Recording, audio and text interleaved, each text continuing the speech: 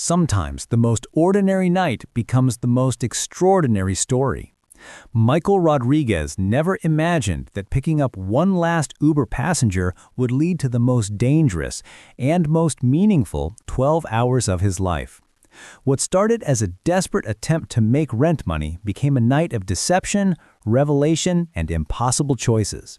3 strangers, 2 locations, and one decision that would expose secrets, test loyalties, and prove that the line between victim and hero isn't always clear. This is the true story of how a failed robbery became a rescue mission and how the most unlikely people became family. Quick pause. Before we continue, tell us, where in the world are you watching from? If you're enjoying these stories, make sure to hit subscribe, because tomorrow's episode is absolutely mind-blowing. Michael Rodriguez gripped the steering wheel of his 2018 Honda Civic, watching the digital clock flip to 11:47 p.m. The leather seat had molded to his body after countless nights driving for Uber, each mile a small victory against the mountain of bills waiting on his kitchen table. At 42, this wasn't the life he'd imagined for himself, but it was the life he had.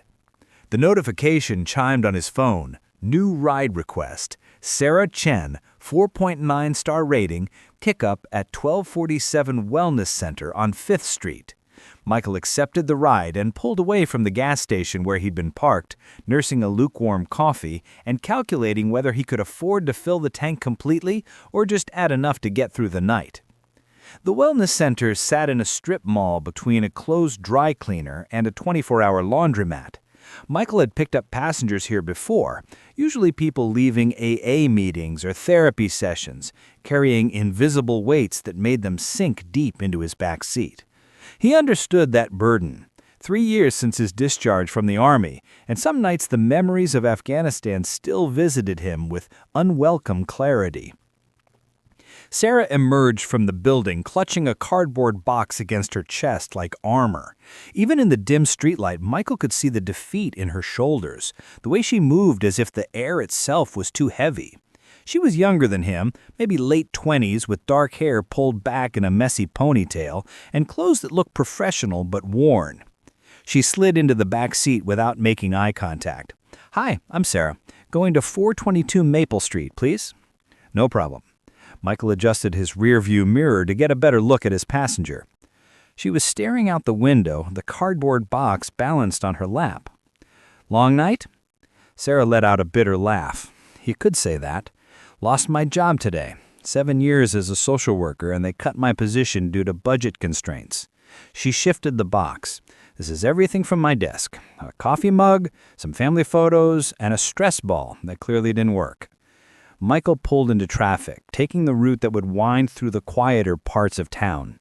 It was longer than the direct path, but Sarah seemed like she needed time to decompress, and he needed the fare. "I'm sorry, that's rough. The worst part is, I was in the middle of helping this kid, Tommy, 16 years old, aging out of foster care, nowhere to go. I was supposed to meet with him tomorrow to discuss housing options. Now I can't even help myself, let alone him." The dashboard GPS indicated 23 minutes to destination. Michael had learned that sometimes passengers needed to talk, and sometimes they needed silence. Sarah seemed to fall into the first category, her words spilling out like she'd been holding them back all day. "I became a social worker because I thought I could make a difference." Naive, right? The system is so broken, and there are so many kids falling through the cracks. Tommy's been bouncing between homes since he was 8. His last foster family kicked him out because he was too difficult. He's not difficult, he's traumatized. Michael nodded, catching her eye in the rearview mirror. "Sounds like you really care about these kids." "Sometimes I think I care too much. My supervisor always said I got too emotionally invested. Maybe she was right. Tommy reminds me of my little brother. Same stubborn streak, same way of pushing people away when he's scared. My brother didn't make it past 18. Overdose." The conversation lulled as they entered a stretch of road lined with closed businesses and empty lots.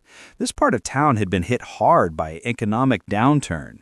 Boarded storefronts and broken streetlights created pockets of darkness between islands of fluorescent light. Michael had driven through here countless times, but tonight something felt different. He couldn't shake the feeling they were being watched. "What about you?" asked Sarah, seemingly eager to shift focus from her own problems. "How long have you been driving for Uber?" "About 2 years. I do HVAC repair during the day, but it's not enough to cover everything." I hesitated, unsure how much to share.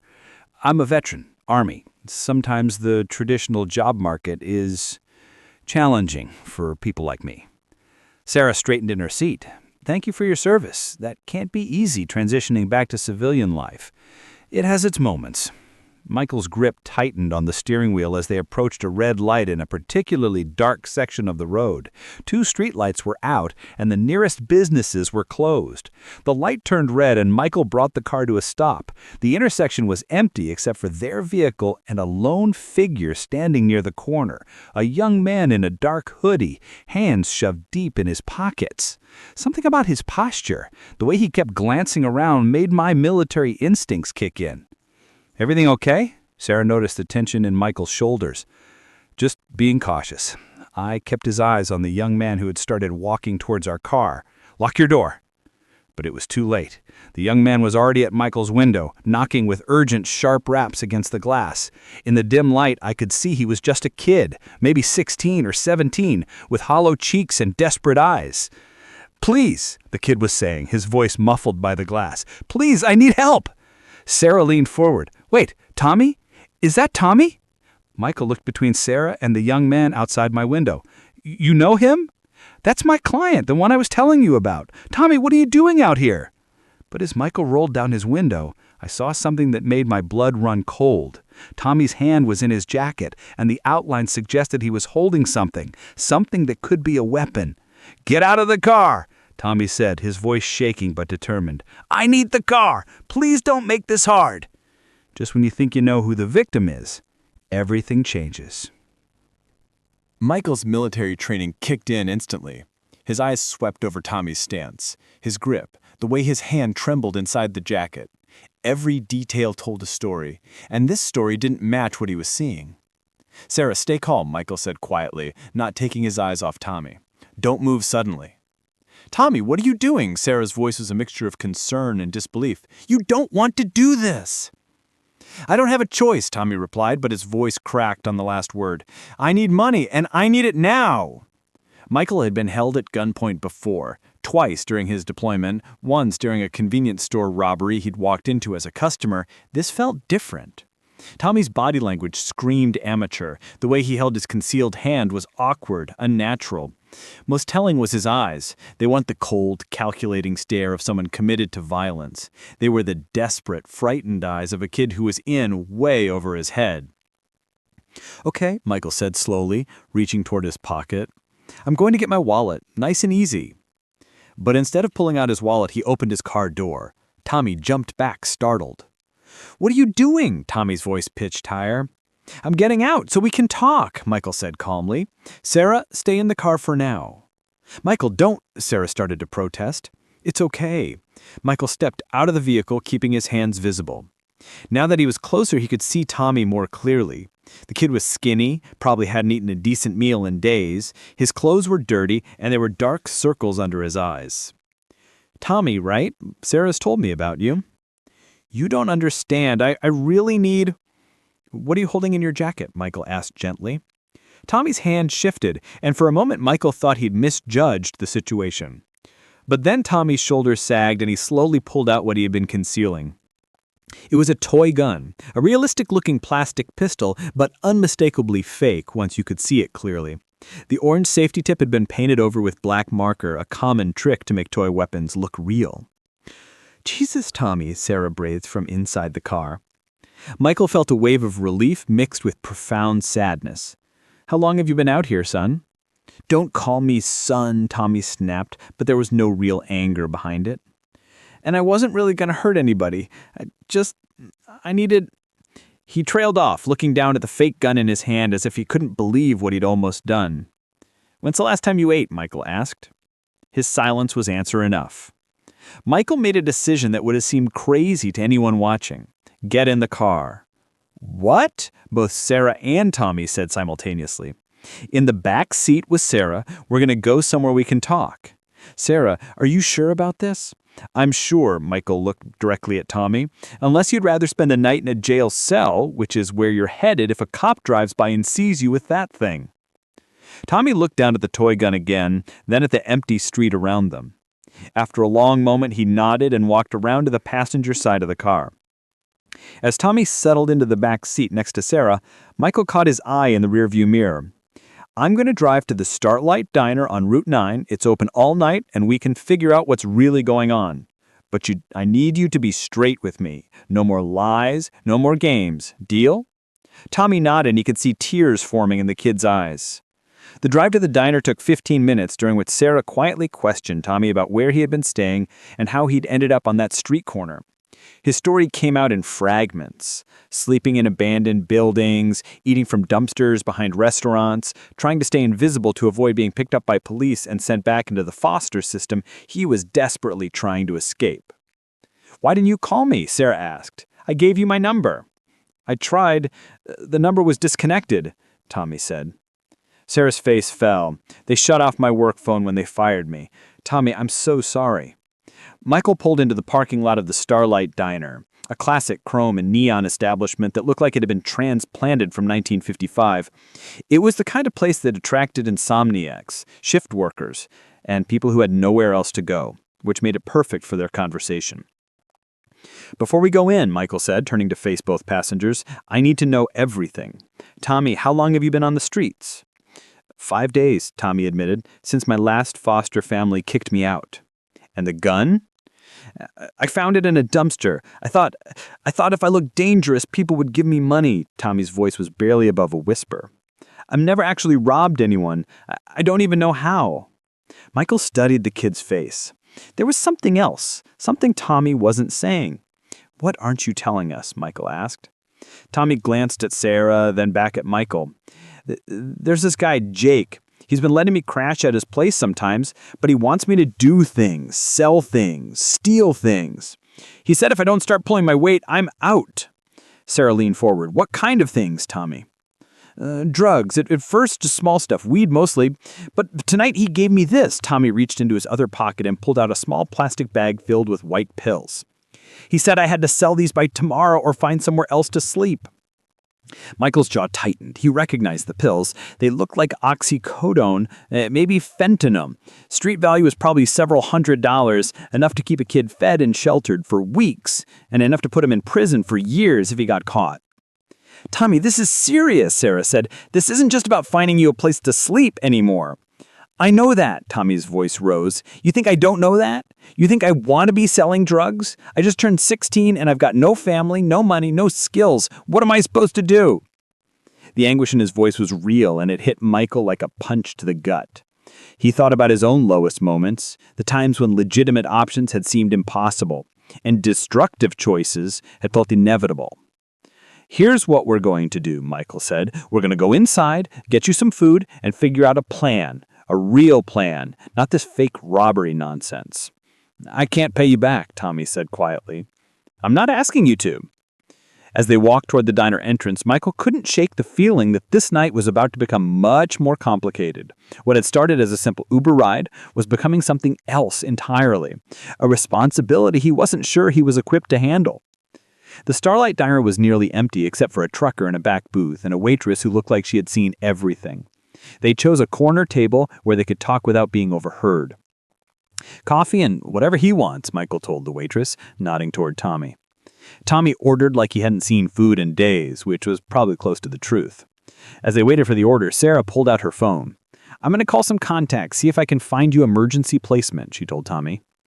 Sarah, Tommy said quietly, I heard about your job. I'm sorry. Sarah looked surprised. How did you hear about that? I went by the office this afternoon. The receptionist told me you'd been let go. Tommy picked at a paper napkin. That's why I was on the street tonight. I didn't know who else to turn to. Michael watched the interaction between Sarah and Tommy, noting the obvious affection and trust between them. It explained why Sarah was willing to help, but it also raised questions about professional boundaries and what exactly their relationship had been. "Tommy," Michael said carefully, "tell me about this Jake character. How did you meet him?" He hangs around the youth center sometimes, talks to kids who are having problems, offers them a place to stay, food, whatever they need. Seems like a good guy at first. "Let me guess," Michael said grimly, "nothing is free." At first, it was just little things. Deliver a package, no questions asked, stand watch while he talked to someone, but it kept escalating. Tommy looked down at his hands. "Last week, he said I was ready for bigger responsibilities." The waitress returned with Tommy's food, a cheeseburger, fries, and a chocolate milkshake. Tommy attacked the meal with desperate hunger, pausing only to answer questions between bites. "How many other kids is Jake working with?" Sarah asked. "Maybe 7 or 8 that I know of, some younger than me." Tommy swallowed a bite of burger. "There's this girl, Maria, she's only 14. Jake's got her doing things." Tommy trailed off, unable to finish the sentence. Michael felt a cold anger building in his chest. "What kind of things?" Michael asked. Things she shouldn't be doing," Tommy said firmly. "Things no kid should be doing." Sarah reached across the table and touched Tommy's hand. "We need to call the police." "No!" Tommy pulled his hand back. "You don't understand. Jake knows people. Cops, judges, social workers. He's protected, and anyone who crosses him gets hurt." "Tommy, that's exactly why we need to," Sarah began. "He's right," Michael interrupted. "If Jake has that kind of protection, going to the police could make things worse for Tommy and the other kids." Sarah stared at him. "So what are you suggesting?" Michael was quiet for a long moment, thinking. His military experience had taught him that sometimes the official channels weren't the most effective ones. Sometimes you had to work outside the system to protect innocent people. "I'm suggesting we get more information before we make any moves," he said finally. "Tommy, where is Jake's place?" "Why?" Tommy asked suspiciously. "Because I think it's time someone had a conversation with Jake." Tommy's eyes widened with fear.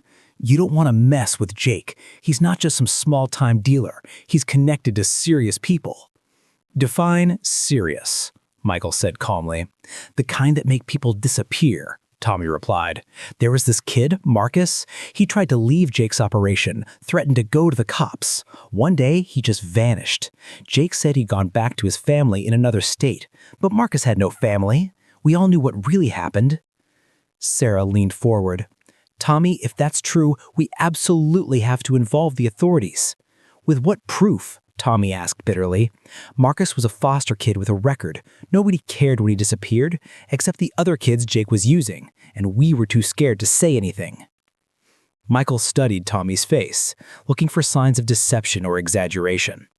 Unfortunately, everything the kid was saying had the ring of truth. He'd seen similar operations overseas.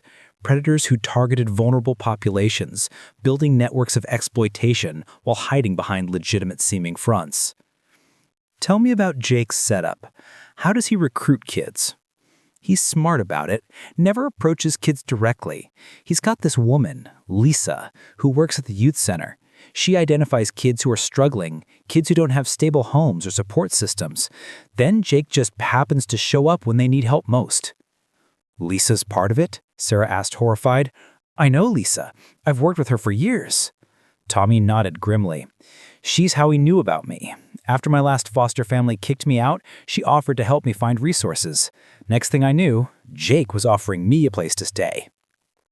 Michael's phone buzzed with a text message. He glanced at it, expecting maybe a ride request notification. Instead, he saw an unknown number with a message that made his blood run cold. "Your new friends have been talking about things they shouldn't. Might want to remind them that some conversations are dangerous." He showed the message to Sarah and Tommy. Tommy went pale. "That's Jake's number. How did he get yours?" "Good question." Michael's mind raced. The only way Jake could have gotten his number was if he'd been watching them, possibly tracking Tommy somehow. "Tommy, do you have your phone with you?" Tommy pulled out an old smartphone. "Jake gave this to me, said I needed to stay in contact." "Of course he did. He's been tracking you. That's how he knew we were together and how he got my number." Sarah looked around the diner nervously. So he knows where we are? Probably. Michael stood up. We need to move, now. Where can we go? Tommy asked. Michael considered their options. His apartment wasn't safe. If Jake had his phone number, he likely had his address too. Sarah's place was out for the same reason. A hotel would require credit cards, leaving digital trails. I know a place, Michael said. But first, we're going to make a stop. Where? Sarah asked. Jake's place. If he wants to play games, let's play. Are you insane? Tommy stood up so fast he knocked over his water glass. I just told you what happened to Marcus. I heard you. But here's the thing.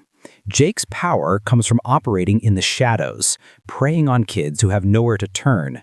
He's not expecting someone to come looking for him. Sarah grabbed Michael's arm. This is not a good idea. We should call the police, FBI, someone with actual authority. And tell them what? That a foster kid with a fake gun tried to rob us, and now we're worried about his pimp? Michael's voice was quiet but firm. By the time we convince anyone to take this seriously, Jake will have moved his operation and those kids will be lost. Michael's phone buzzed again. Another message from Jake's number. Tick-tock. He's escalating, Michael observed. That means he's worried. People who aren't worried don't make threats. Tommy was shaking his head. You don't understand. Jake's place isn't just some apartment. It's like a fortress. Security cameras, multiple exits, and he's always armed. What's the layout? It's an old warehouse in the industrial district. He's converted part of it into living space, but most of it's just empty space and storage areas. How many people are usually there? Jake, Lisa, maybe 2 or 3 of his guys, and whatever kids are staying there at the time. Michael was quiet for a moment, processing the information. A warehouse gave Jake advantages, multiple escape routes, places to hide, room to maneuver. But it also had disadvantages. Hard to secure completely, difficult to monitor all approaches, and if something went wrong, neighbors were less likely to notice or care. Here's what we're going to do. We're going to drive by Jake's place just to get a look at it. No contact, no confrontation. Then we'll find somewhere safe to spend the night and figure out our next move. And then what? Sarah asked. Then we save those kids. The drive to the industrial district took 20 minutes.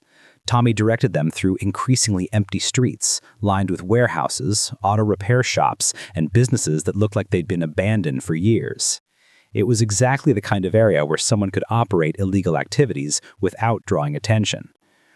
That's it, Tommy said, pointing to a building about a block ahead. The one with the blue door.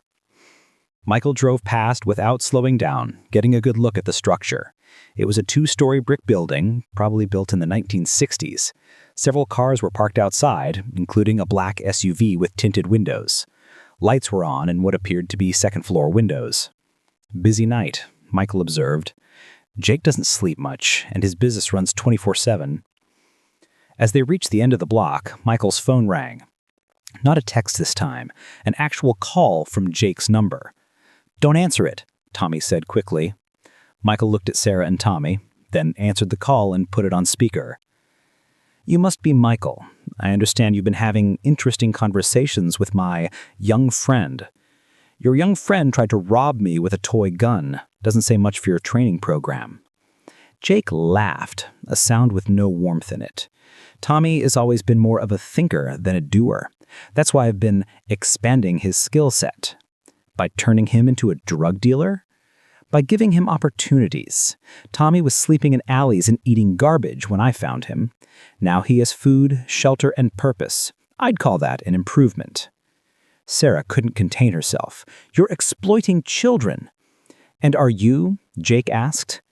I'm Sarah Chen. I'm a social worker.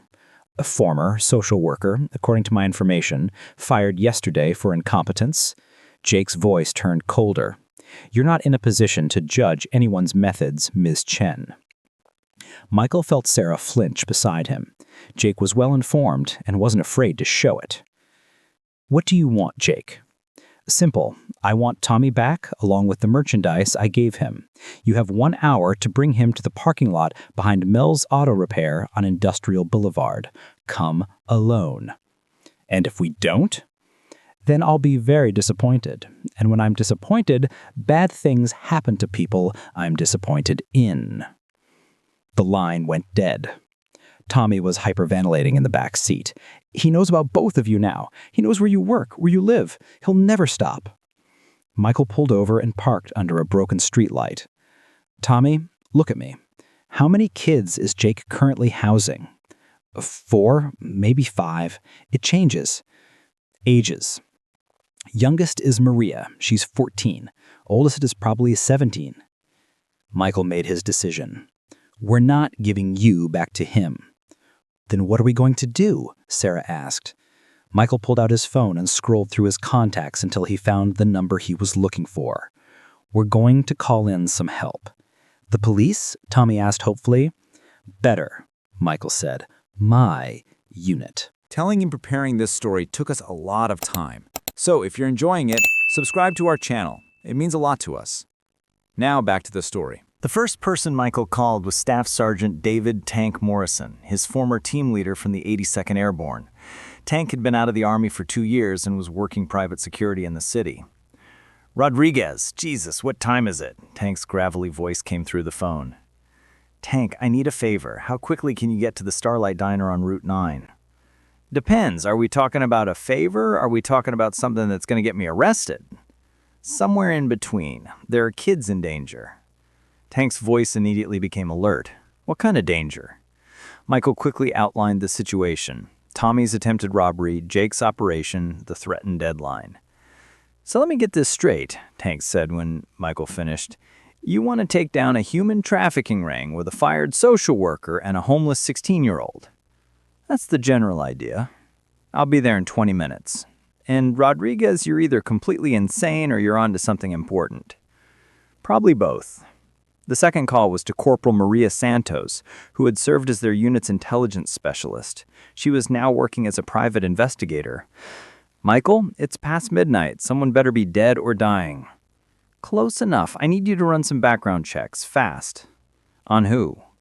Michael gave Jake's full name, Jacob Henley, which Tommy had reluctantly provided. He also asked her to look into Lisa Morrison, the youth center employee who was allegedly recruiting for Jake.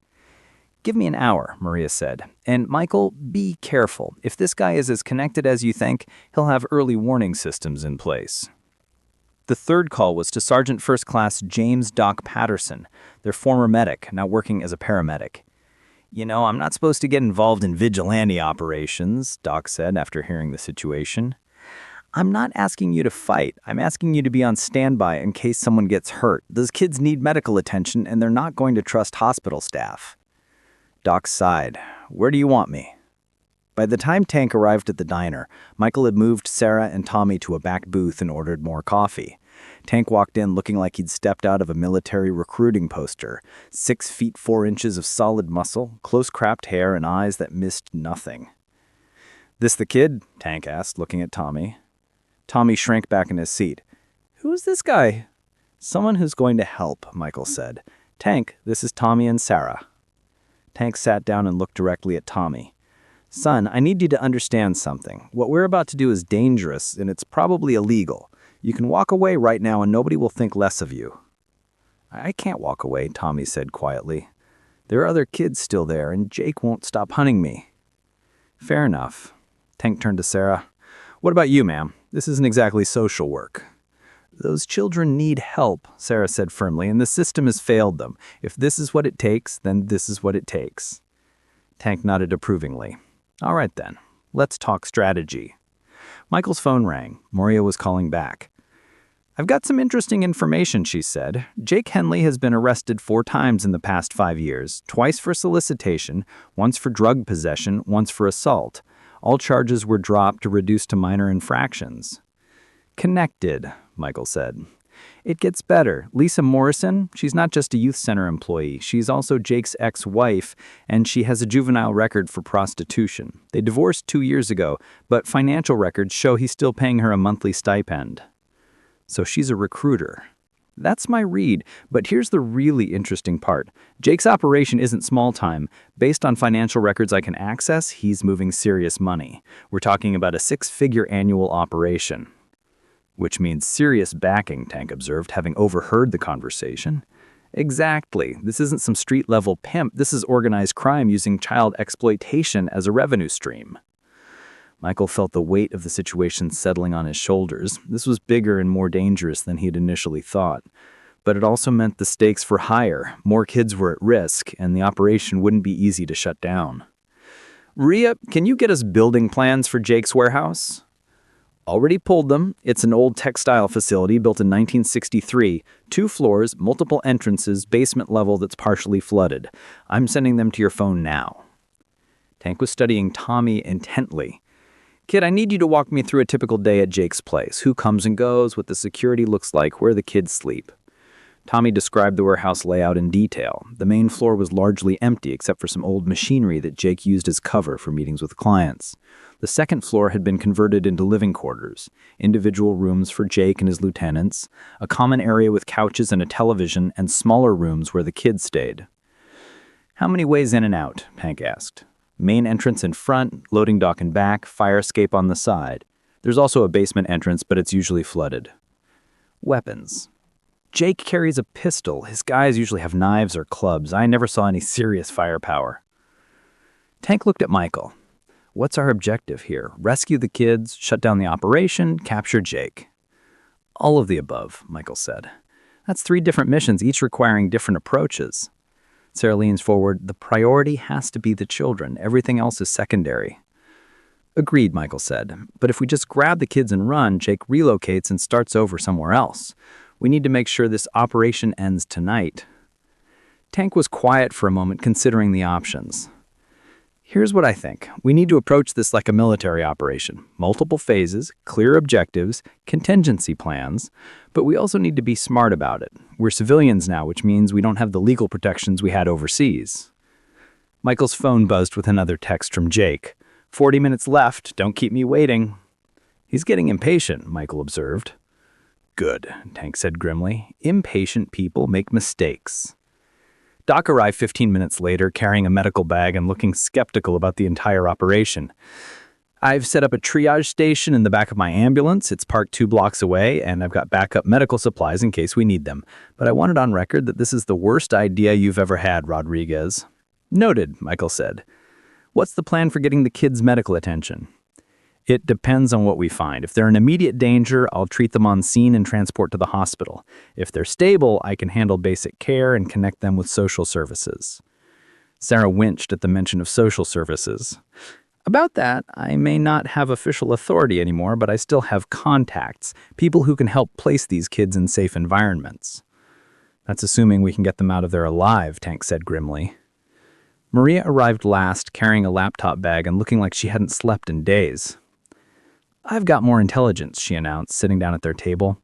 Jake's operation is bigger than we thought. Financial records show payments to at least 15 different individuals over the past year, and that's just what I could trace through legitimate channels. 15 kids? Tommy asked, horrified. Maybe, or maybe some of them are adults, clients, suppliers, corrupt officials. Hard to say without more investigation. Which we don't have time for, Michael pointed out. Tank spread the building plans out on the table. All right, here's what I'm thinking. 2-phase operation. Phase 1, reconnaissance and preparation. Phase 2, intervention. What about Jake's deadline? Sarah asked. Tank smiled grimly. We're going to give him exactly what he asked for. The best plans survive until the first contact with the enemy. Tank outlined the strategy while the others listened intently. Phase 1 would involve Tommy returning to Jake's warehouse as requested, but wired for sound and with backup positioned around the building. The goal was to gather intelligence about the current situation, how many kids were present, what kind of security Jake had in place, and whether there were immediate threats to the children's safety. I'm not sending Tommy in there alone, Sarah said firmly. He won't be alone, Tank replied. We'll have eyes on the building from 3 different positions, and Doc will be standing by with emergency medical. But Tommy has to be the one to go in. Jake is expecting him. Tommy was pale but resolute. What happens if Jake doesn't buy it? What if he suspects something?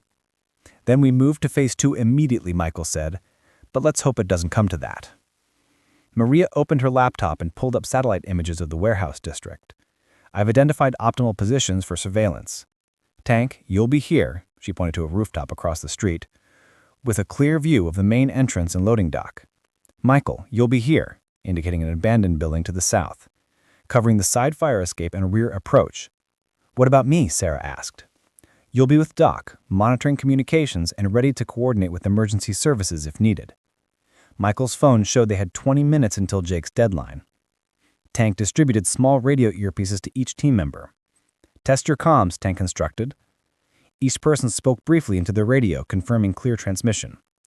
Tommy looked nervous as Tank fitted him with a nearly invisible wire.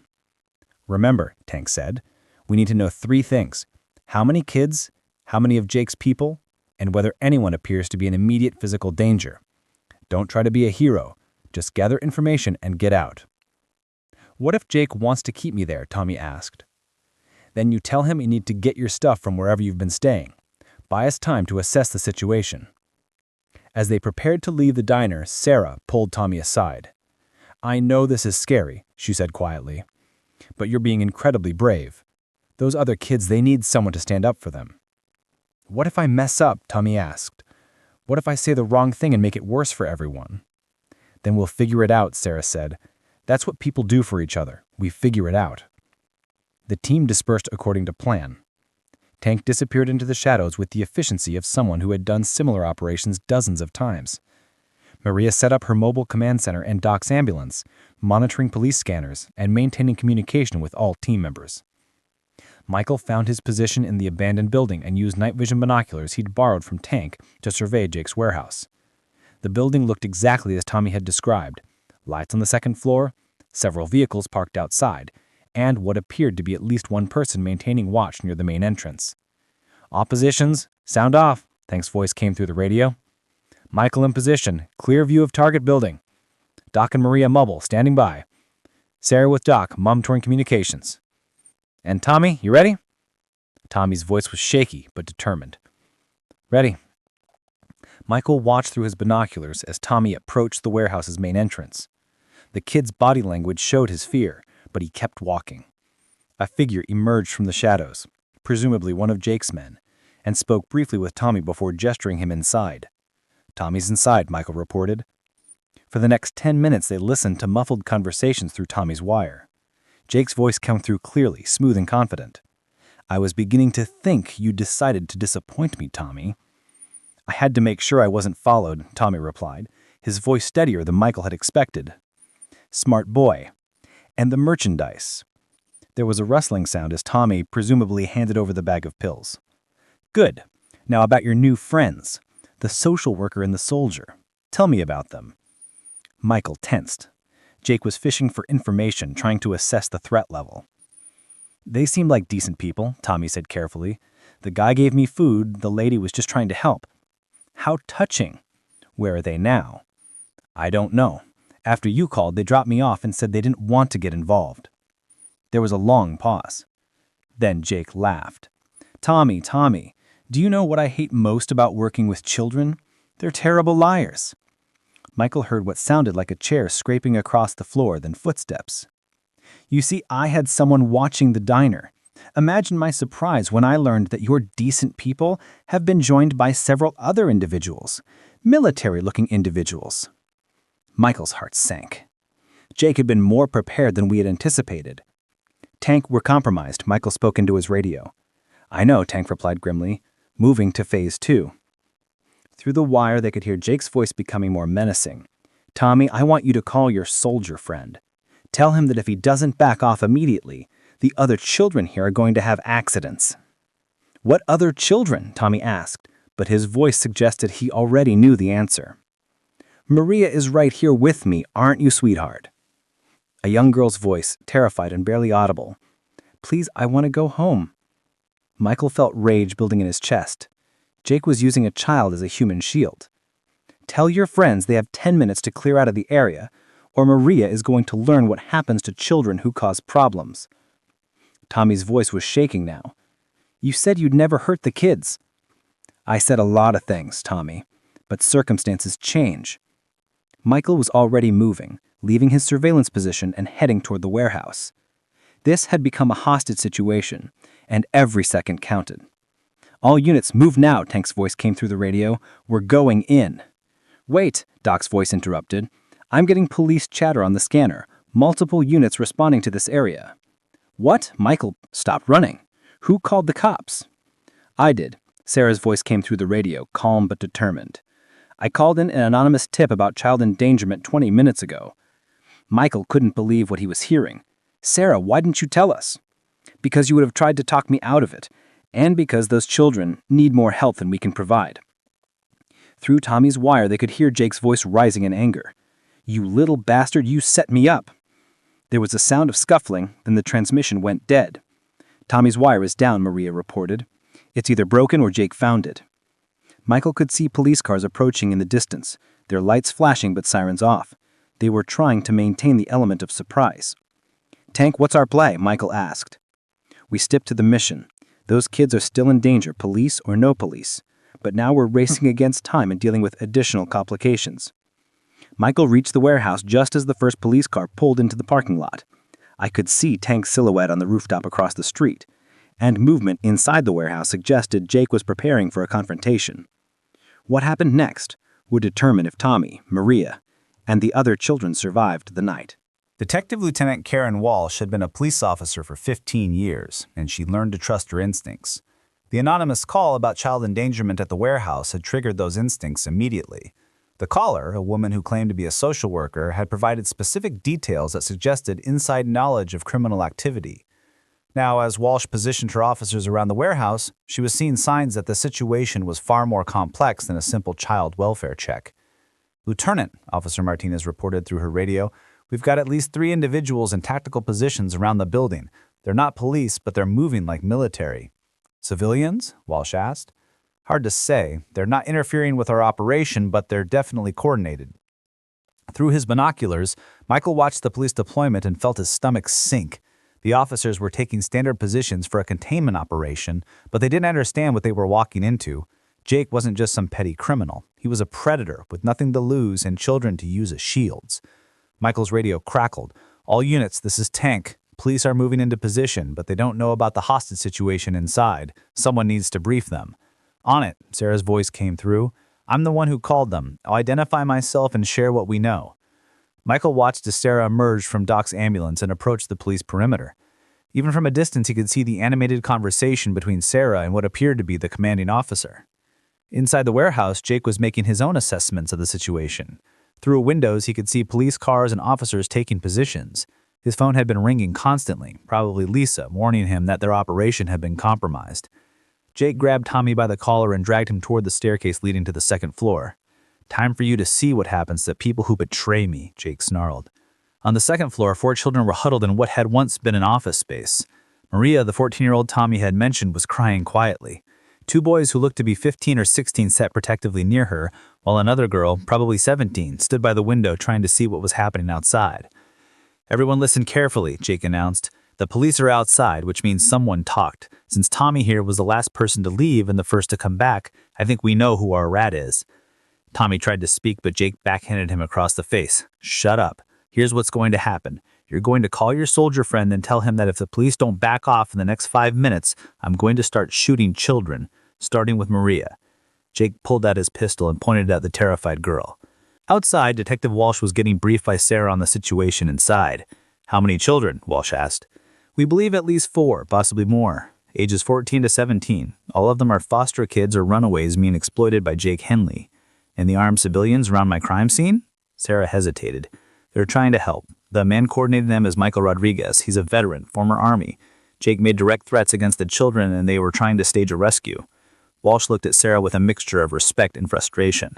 Ma'am, I appreciate your concern for these children, but you've turned a potential rescue operation into a hostage situation. If this Jake character feels cornered, he's likely to do something desperate. He was already doing desperate things. Those children have been suffering for months. At least now they have a chance. Walsh's radio crackled. Lieutenant, we're getting movement on the second floor. Looks like multiple individuals, including what appears to be children. Michael, still positioned near the warehouse, saw a window open on the second floor. Jake's voice echoed across the parking lot, amplified by a makeshift bullhorn. Police officers, you have 3 minutes to clear the area or I start executing hostages. Walsh immediately got on her radio. All units, we have a confirmed hostage situation with children at risk. I need the negotiator here, and get me a sniper team. Michael made a decision that would haunt him for the rest of his life. Instead of waiting for police negotiations, he activated his radio. Tank, Doc, Maria, I'm going in through the basement entrance. Jake doesn't know about it, and Tommy said it was partially flooded. If I get to the second floor from inside, I might be able to create a distraction. Michael, that's suicide, Tank's voice came back. Wait for the police to handle this. The police don't know the building layout, and they don't know Jake's psychology. He's not going to negotiate, he's going to hurt those kids to prove a point. Sarah, overhearing Michael's radio transmission through her earpiece, grabbed Detective Walsh's arm. There's a man about to enter the building through the basement. He's military trained and he knows the layout. Walsh looked at Sarah with exasperation. Can you contact him? Michael, this is Detective Walsh. I'm ordering you to stand down and let my officers handle this situation. Michael's voice came back immediately. With respect, Detective, you don't have jurisdiction over me, and those kids don't have time for a prolonged negotiation. Walsh grabbed the radio from Sarah. Mr. Rodriguez, this is Lieutenant Walsh in my PD. If you enter that building, you'll be interfering with a police operation and potentially endangering the hostages. Lieutenant, Michael replied, I'm already at the basement entrance. Jake doesn't know I'm here, but he will if we keep talking on open radio. I'm going in. The basement entrance was exactly where Tommy had described it, a steel door that was partially submerged in standing water from a broken pipe. Michael had to wade through ankle-deep, foul-smelling water to reach the staircase leading to the main floor. The warehouse's interior was darker than he had expected. Old machinery cast strange shadows, and the sound of his movement seemed unnaturally loud in the enclosed space. Michael moved carefully, using hand signals he learned in military training, even though no one was there to see them. On the second floor, Jake was getting increasingly agitated. His phone calls weren't being answered, the police weren't backing down, and he was beginning to realize that his situation was untenable. Maria, he called to the youngest girl, come here. Maria looked at the other children with terror in her eyes. Tommy tried to stand up.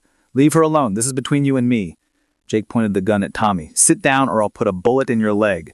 Tommy remained standing. You're not going to shoot me. You need me alive to negotiate with the police. Jake's expression changed, becoming colder and more calculating. You know what, Tommy, you're right. I do need you alive. He swung the pistol toward Maria. But I don't need all of you. The sound of Jake's pistol being cocked echoed through the room. Michael, who just reached the second-floor stairwell, knew he was out of time. He had to act immediately before Jake pulled that trigger. What happened to the next 30 seconds would determine whether this night ended in tragedy or triumph, and whether Michael Rodriguez was a hero or a man who got children killed. In the space between heartbeats, ordinary people discover who they really are. Michael burst through the stairwell door just as Jake's finger began to tighten on the trigger. Time seemed to slow as Michael processed the scene. Jake pointing the pistol at Maria, Tommy standing defiantly between them. 3 other children pressed against the far wall in terror. "Federal agent, drop your weapon!" Michael shouted, hoping the lie would buy him crucial seconds. Jake spun toward the voice, his gun now pointed at Michael instead of Maria. In that instant of distraction, Tommy launched himself at Jake, grabbing for the weapon. The two fell to the floor, struggling for control of the pistol. Michael rushed forward, but the other children were in his line of movement. If the gun went off during the struggle, anyone could be hit. "Kids, get down!" Michael yelled. The sound of the shot was deafening in the enclosed space. For a moment, everything was silent except for the ringing in Michael's ears. Then Tommy screamed. Jake had managed to fire once during the struggle, and the bullet had struck Tommy in the shoulder. But the kid was still moving, still fighting for the gun. Michael reached the struggle and grabbed Jake's wrist, twisting until the man was forced to release the weapon. Jake responded by throwing a wild punch that caught Michael in the ribs, but Michael had been in enough fights to know how to take a hit and keep moving. Within seconds, Michael had Jake pinned face down on the floor, the pistol kicked safely away from both of them. Tommy was sitting against the wall, clutching his wounded shoulder, but very much alive. "Tank, Doc, I need medical up here now," Michael spoke into his radio. "1 gunshot wound, non-fatal, but needs immediate attention." "On our way," Doc's voice came back. Detective Walsh's voice cut through the radio chatter. "Mr. Rodriguez, report your status immediately." "Hostile secured, 4 children saved, 1 gunshot wound requiring medical attention. Area secure for police sentry." The next few minutes were a blur of activity. Police officers flooded the building, securing Jake and beginning to process the crime scene. Doc arrived and immediately began treating Tommy's shoulder wound. "You're going to be fine," Doc told Tommy as he applied pressure to stop the bleeding. Bullet went clean through, missed anything vital. You'll have a scar in the story, but you're going to be okay. Sarah rushed up the stairs with Detective Walsh, immediately going to the other children who had been held captive. "Hi, I'm Sarah," she said gently to Maria. "I'm here to help. Are any of you hurt?" The children were shaken but physically unharmed. Maria clung to Sarah like a lifeline, finally allowing herself to cry now that the immediate danger had passed. Detective Walsh surveyed the scene with the practiced eye of someone who had worked hundreds of crime scenes. "Mr. Rodriguez, we need to have a serious conversation about your actions here tonight." "I understand. But first, can we make sure these kids get the help they need?" Walsh nodded. "Already in progress. I've got child services en route with additional medical personnel." As paramedics loaded Tommy onto a stretcher, he grabbed Michael's arm. "Thank you," Tommy said quietly. "Not just for tonight, for treating me like I mattered. You do matter. All of you matter." Over the next several hours, the full scope of Jake's operation began to emerge. Police found records indicating he had been exploiting children for over 3 years, with at least 20 different victims during that time. Lisa Morrison was arrested at her home, and additional arrests were expected as the investigation continued. Detective Walsh interviewed each member of Michael's improvised team separately, trying to determine whether charges should be filed for interference with the police operation. "Mr. Rodriguez, what you did tonight was dangerous and technically illegal. You could have gotten those children killed. But I didn't. And with respect, Detective, your negotiation team wouldn't have arrived for another 20 minutes. Jake was seconds away from shooting a 14-year-old girl to prove a point." Walsh was quiet for a moment. "You're right, but that doesn't mean I can ignore the fact that civilians took armed action in a situation where police had jurisdiction." "Are you going to arrest us?" Walsh sighed. "That depends.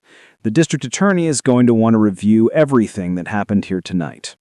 Your actions probably saved lives, but they also set a dangerous precedent.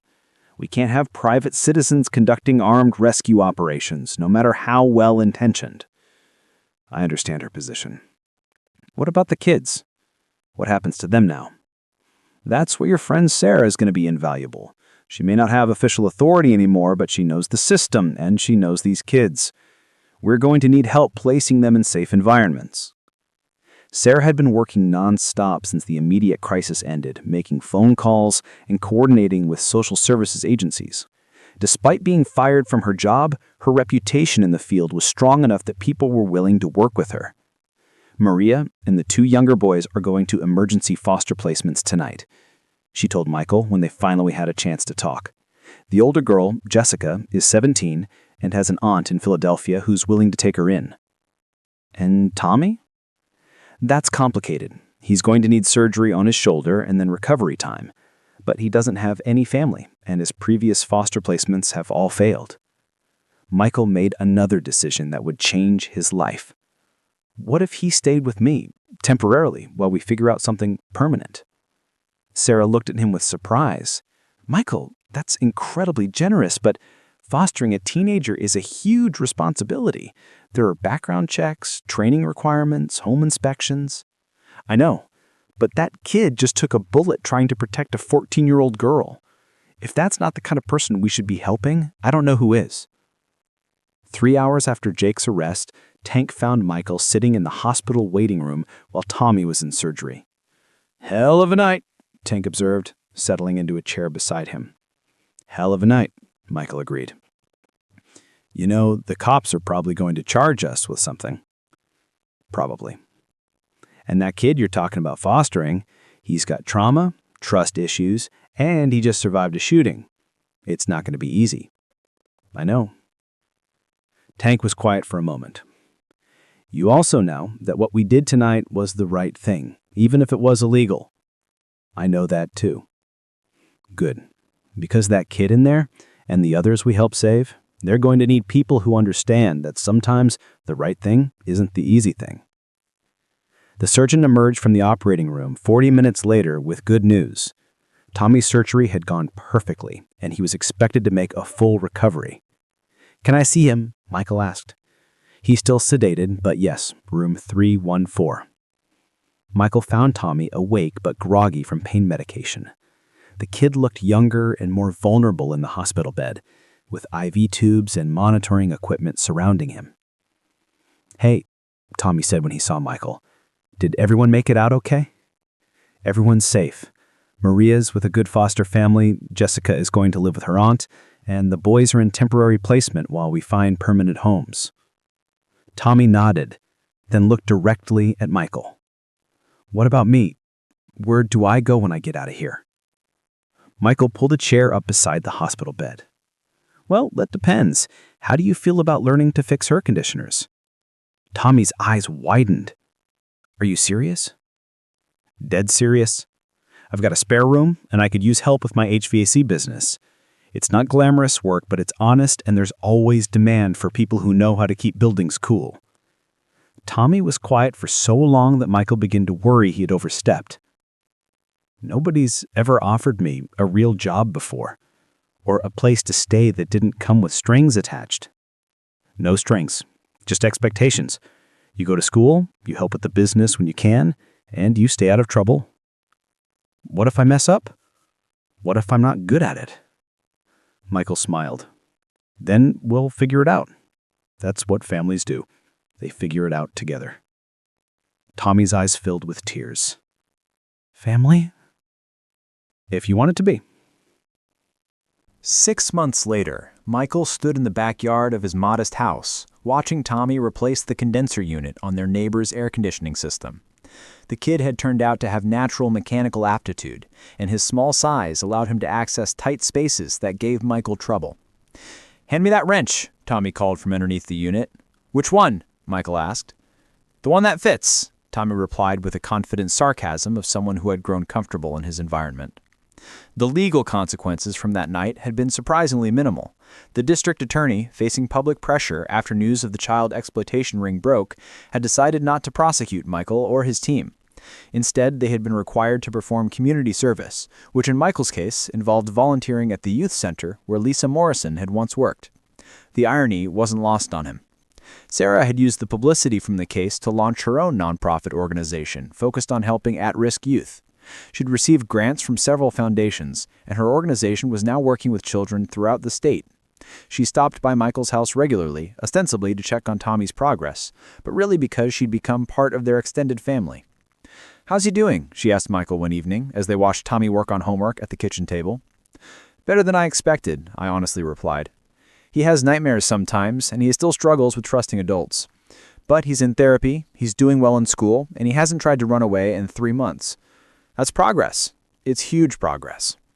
Tommy had been formally placed in Michael's care through the foster system, with the possibility of adoption if both parties agreed when Tommy turned 18. The transition hadn't been easy. There had been arguments, testing boundaries, and moments when Michael wondered if he was equipped to handle a traumatized teenager. But there had also been breakthroughs. The first time Tommy had asked Michael to help with homework. The first time he'd voluntarily shared a story about his past. The first time he'd referred to Michael's house as home without seeming to realize he'd done it. Tank had become a regular fixture at family dinners, usually appearing with Doc and Tank in tow. Michael's small house had become an unofficial gathering place for his former unit, and Tommy seemed to thrive with multiple adult figures in his life. "It's like having the world's most dysfunctional family," Tommy had observed after one particularly chaotic dinner where Doc and Tank had gotten into a heated argument about the best way to prepare barbecue. "All families are dysfunctional," Michael had replied. "The good ones just admit it." Detective Walsh had become an unexpected ally, often calling Michael when the police encountered situations involving at-risk youth. She'd realized that sometimes unconventional approaches yielded better results than traditional law enforcement methods. "I got a situation," she called the previous week. 14-year-old girl, living on the streets, won't talk to social workers or police, but she might respond to someone who's been where she is. Tommy had agreed to meet with the girl, and within an hour had convinced her to accept help. She was now in temporary foster care, with Sarah's organization providing ongoing support. "I like helping kids," Tommy had told Michael afterward. "It makes what happened to me feel less pointless." I understood that feeling. His own trauma from military service had felt less burdensome once he'd found ways to use his experience to help others. The other children from Jake's warehouse had also found stability. Maria was thriving in her foster placement and had started high school with dreams of becoming a teacher. Jessica was living with her aunt and working part-time while finishing her GED. The two boys had been placed together with a family experienced in dealing with trauma, and both were slowly rebuilding their lives. Jake Hendley had been sentenced to 25 years in federal prison on human trafficking charges. Lisa Morrison received 10 years and was required to register as a sex offender. Their operation had been completely dismantled, with law enforcement using information gathered during the investigation to identify and shut down similar rings in other cities.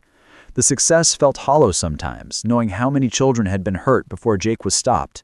But it also felt like justice. Imperfect and incomplete, but genuine.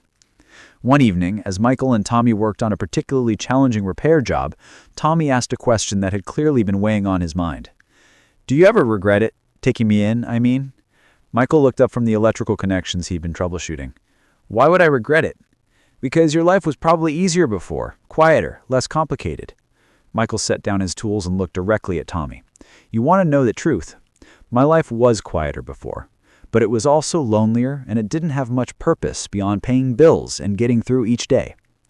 Tommy was quiet, waiting for him to continue. "When I came back from Afghanistan, I felt like I didn't fit anywhere. The skills I had learned, the experiences I had had, none of it seemed relevant to civilian life. I was just going through the motions." He gestured towards the air conditioning unit they'd been repairing. "This work, taking care of you, helping other kids like you, gives me a reason to get up in the morning. You didn't complicate my life, Tommy. You gave me back my life." Tommy nodded slowly. "I feel the same way. Before, I was just trying to survive each day. Now I'm actually living." That conversation marked the turning point in their relationship. Tommy stopped asking permission for everything and started making decisions like someone who belonged in the house. He brought friends over from school, complained about chores like a normal teenager, and began planning for a future that extended beyond just getting through the next day. Sarah visited on a Sunday afternoon in late spring, finding Michael and Tommy working together to install a new air conditioning system in the next door. "Looks like business is good," she observed.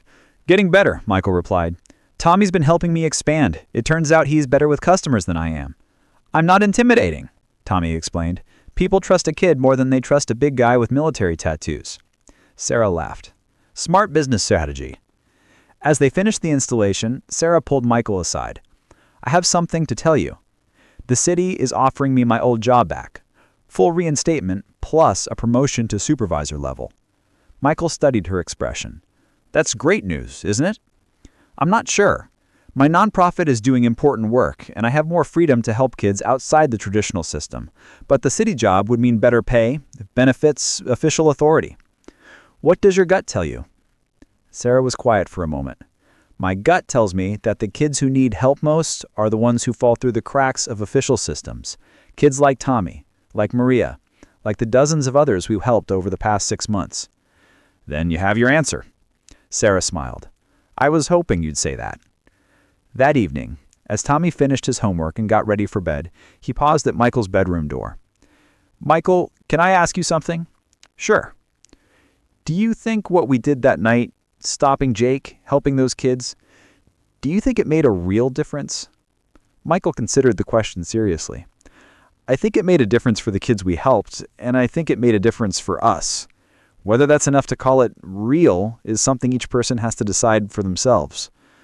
Tommy nodded thoughtfully. "I think it's real, because we didn't just save those kids. We became the kind of people who save kids, and that changes everything." Michael smiled. "Yeah, it does." As Tommy went to bed, Michael reflected on the strange path that had brought them to this point. A failed robbery attempt with a fake gun had led to the discovery of a human trafficking ring, which had led to a dangerous rescue operation, which had led to an unlikely family formed by choice instead of blood. The story wasn't over. Tony would face more challenges as he grew up, other children would need help, and the work of repairing broken systems would continue. But something fundamental had changed that night. In the warehouse, 3 strangers had discovered that ordinary people could do extraordinary things when they chose to see each other's humanity instead of each other's circumstances. A homeless teenager, a fired social worker, and a struggling veteran had proven that family isn't about sharing genes, it's about sharing commitment to each other's well-being. Sometimes the most important stories begin with the smallest choices. The choice to see someone as a person instead of a problem. The choice to help instead of looking away. The choice to believe that tomorrow can be different than today. Tommy had chosen to trust instead of run. Sarah had chosen to fight instead of giving up. Michael had chosen to connect instead of remaining isolated. And in making those choices, they had become exactly the kind of people the world needed more of. People who understood the line between victim and hero isn't fixed, and that the most powerful weapon against hopelessness is simply refusing to accept that hopelessness is permanent. The night had changed everything, but more importantly, they had allowed everything to change them. The end. Up next, 2 more incredible stories are waiting for you right on your screen. If you enjoyed this one, you won't want to miss these. Just click to watch and don't forget to subscribe.